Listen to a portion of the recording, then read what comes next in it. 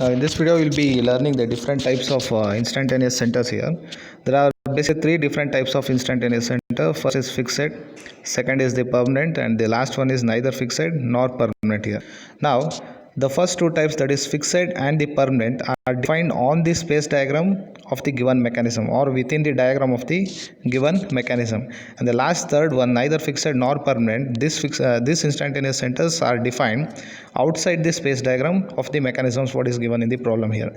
Now, defining these fixed instantaneous centers are nothing but the instantaneous centers between any two bodies which remain or retains the same position for any given configuration of the or for any given displacement of the mechanism is called as the fixed instantaneous center. Now, from the diagram of this 4-bar chain here, now with this 4-bar chain, link 1, 2, 3, 4 connected in the cyclic order here. Now, considering the instantaneous center between the link 1 and the link 2. Since the link 1 is fixed, we will be defining the instantaneous center of 2 with respect to the link 1 here.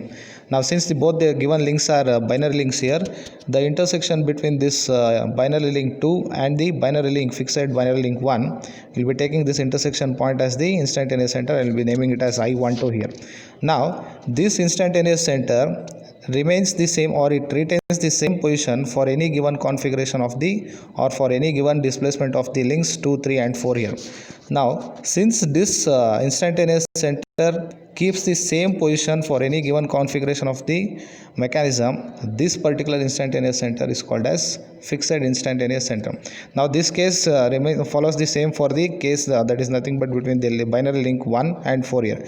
1 is the fixed link, 4 is the binary link which can have the motion here. Now, between 1 and 4, we will be defining the intersection point between these two links as the instantaneous center denoted by I14 here. Now, same wise, link 2, 3 and 4 can have any displacement, it can have any angular rotation, and even if they have any different kinds of displacement, this instantaneous center I14, it retains the same position. Hence, from this given 4-bar mechanism, now if you take the instantaneous center 1, I12 and I14, the position remains the same. Hence, this type of instantaneous centers are called as fixed instantaneous center. Let's move on to the next one, that is nothing but the permanent. Now, defining the instantaneous center between the binary link 2 and 3, both are free to have any kind of displacement. Now, this instantaneous center between these two links is again taken as the intersection between the two links and we will be denoting it by I23. Now, similarly defining the instantaneous center between the link 3 and the link 4, taking again the same intersection point, we will be defining the instantaneous center as I34. Now, this I23 and 34, it is defined well on the space diagram and their position will not be same for any given displacement of the three links here. It keeps on changing. If our this crank moves by 30 degree, the I23 will be having a different part. The instantaneous center distance will be different. Similarly, I34 will be different.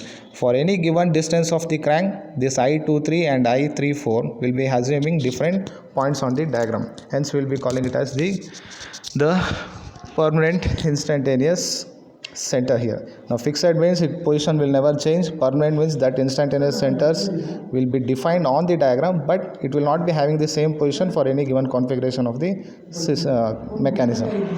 Last is neither fixed or nor permanent instantaneous center. This neither fixed or nor permanent instantaneous centers, these instantaneous centers are defined outside our space diagram. If you see from the diagram, this I24 and I13 are defined outside the given space diagram. To find the instantaneous center of 1 and 3, we will be extending the binary links so that they get intersected, and this point of intersection is called as the instantaneous center, where you will be assuming that link 3 and link 1 will be rotating with respect to this point what you will be considering here.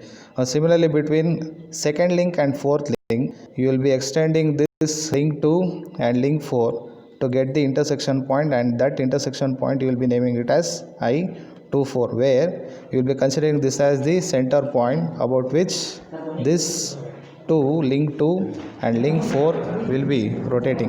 This is how the different links, different types of instantaneous centers are denoted.